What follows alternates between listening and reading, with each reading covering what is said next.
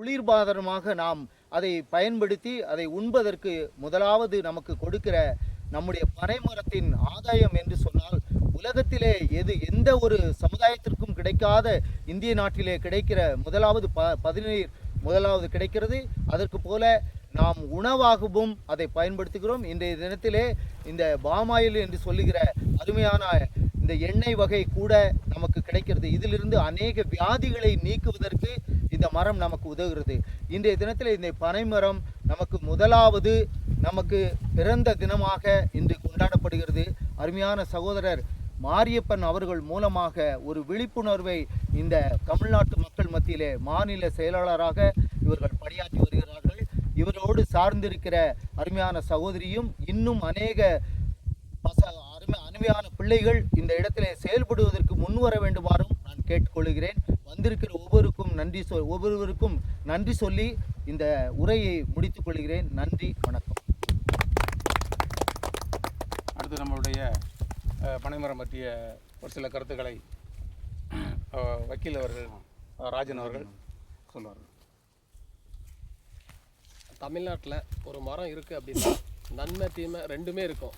ஆனால் பனைமரத்தில் நன்மை மட்டும் தான் நம்ம பார்க்க முடியுது.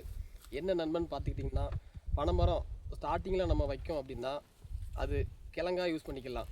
மரம் வளர வளர வளர அதில் உள்ள ஓலையை நம்ம விறகுக்கு யூஸ் பண்ணிக்கலாம், பெட்டி பாய் முனையதுக்கு யூஸ் பண்ணிக்கலாம்.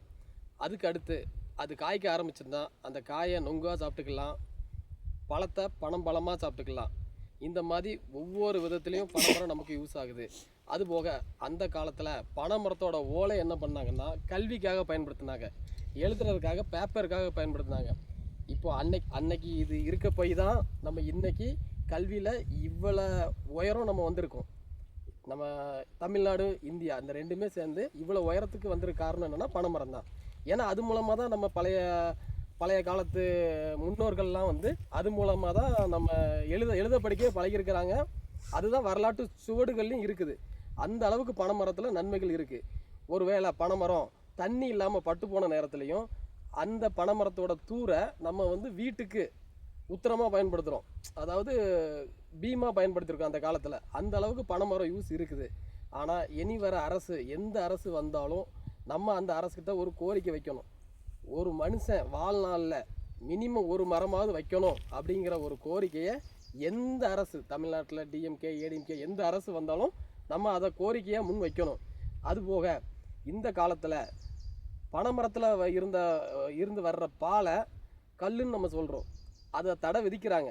அதை தடை விதிக்கக்கூடாது அப்படிங்கிறதுக்காக நம்ம ஒரு மக்களோட விழிப்புணர்வு ஏற்படுத்தி பனைமரத்தோட பயன்களும் சேர்ந்து சொல்லி வாழ்நாள் முழுவதும் ஒரு மனுஷன் ஒரு மரமாவது நட்டிருக்கணும். அந்த மாதிரி ஒரு விழிப்புணர்வு பிரச்சாரம் நாங்கள் இந்தியிலிருந்து ஸ்டார்ட் பண்ணுறோம். தமிழ் புத்தாண்டு அன்று